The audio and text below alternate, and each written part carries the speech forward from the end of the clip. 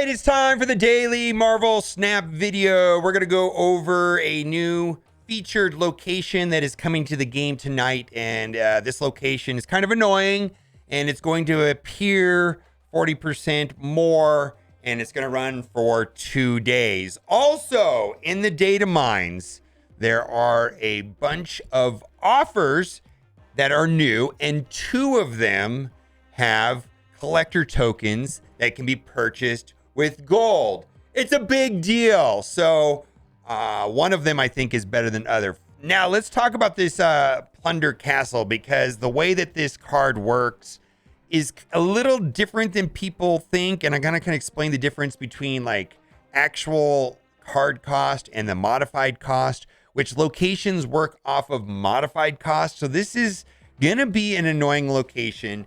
Only cards that cost 6 can be played here.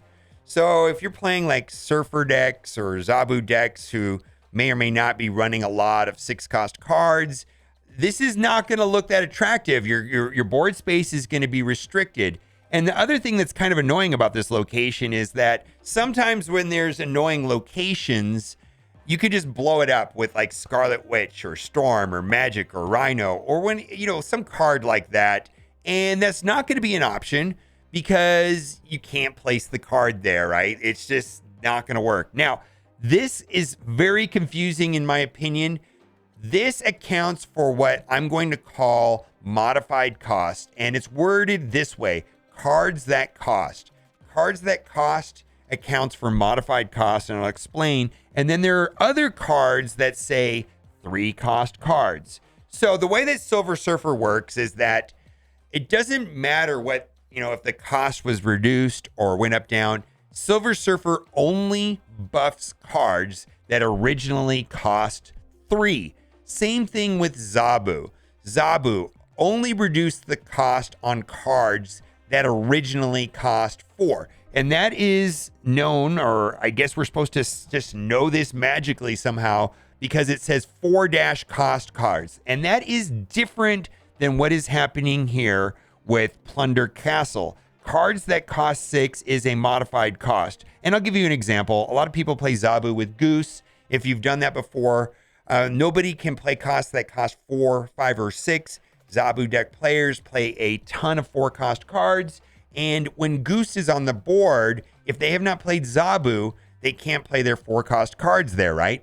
But then as soon as they magically place Zabu, the cost of those cards is reduced down to 2, and then now you can play cards into the Goose lane. This also applies to locations. For example, cards that cost 1 can't be played here. Now, let's say you have Nova in your hand, and the opponent Iceman's the Nova, and the Nova now costs 2. You now can play Iceman into Hellfire Club.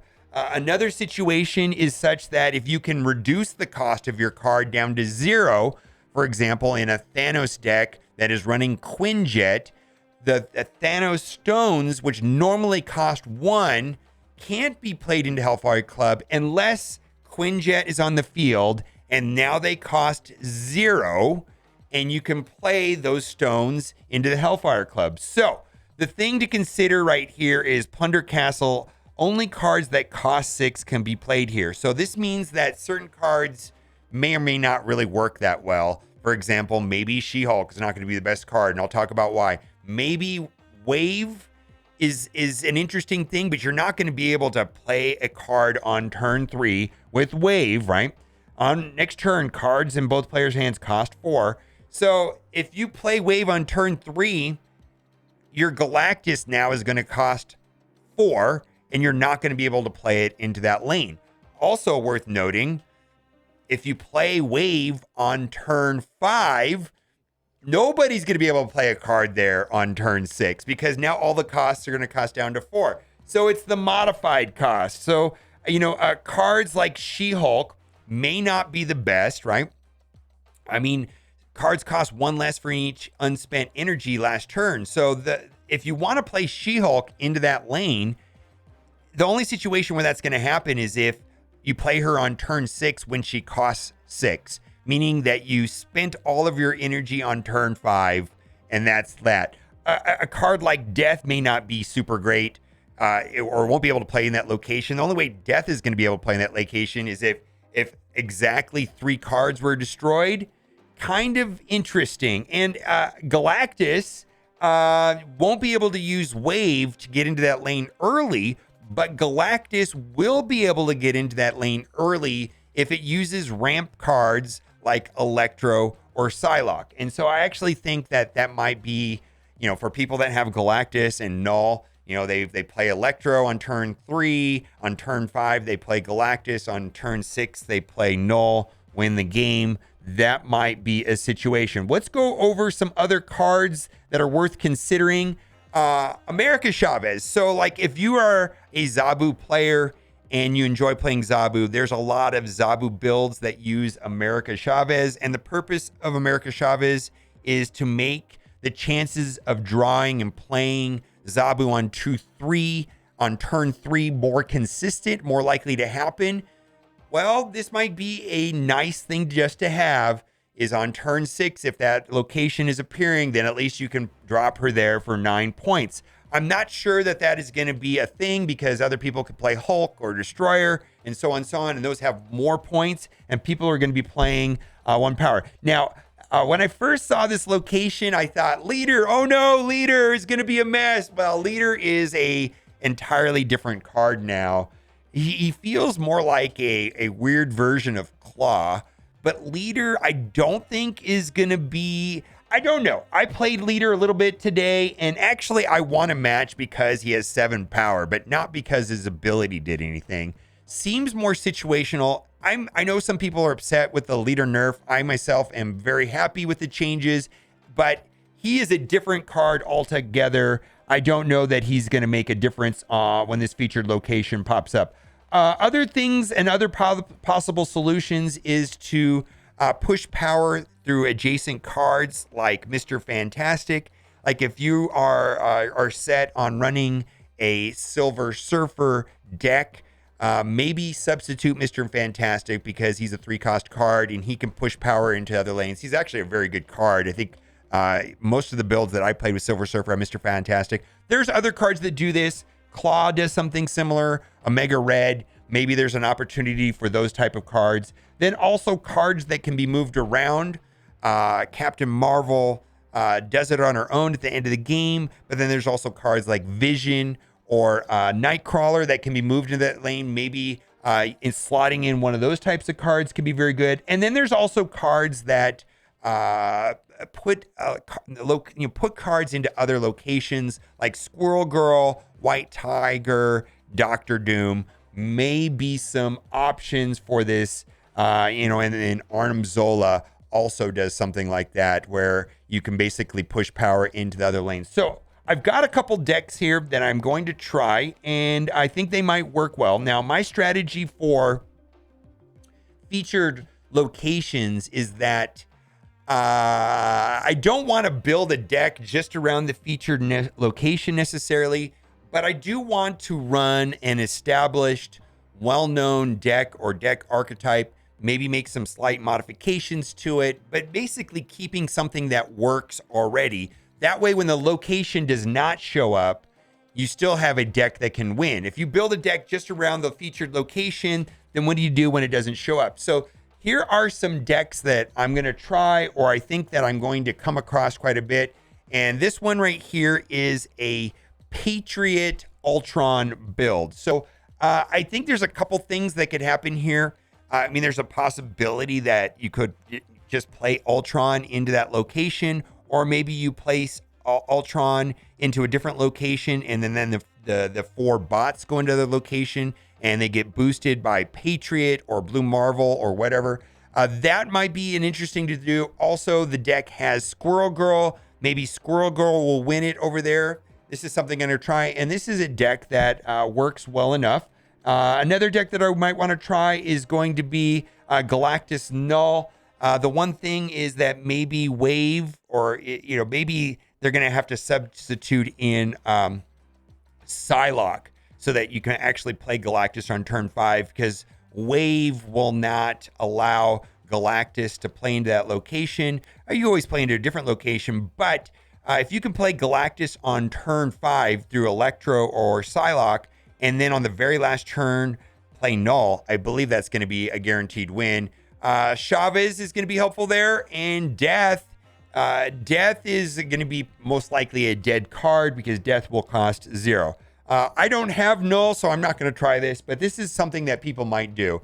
This is a deck that is very popular, kind of oldie but goodie in my opinion, and this is a ongoing Destroyer deck. So Destroyer is 15 power, and maybe the most that your opponent is doing to accommodate for this location is run America Chavez, while Destroyer is just bigger, and you've got Professor X and Armor to protect the other lane that you're trying to win. Typically, this particular type of deck is only trying to win 2 lanes while they're focused on 2 lanes, that then making Warpath good. And then there's always Spectrum there to boost all the ongoing cards. The one thing that I'm not sure about too is I did play around a little bit with Wolverine today. He just seems like a little bit better version of Deadpool. Very interesting. I can't wait to see all the cool decks with Wolverine that are coming out. I don't know if I would sub in Wolverine onto this deck list, like instead of Colossus or not. The next deck here that might be of interest is just a Zabu build with America Chavez. Now, the interesting thing about when this location shows up is the other 2 locations you're going to be fighting, the board space is going to be limited, right?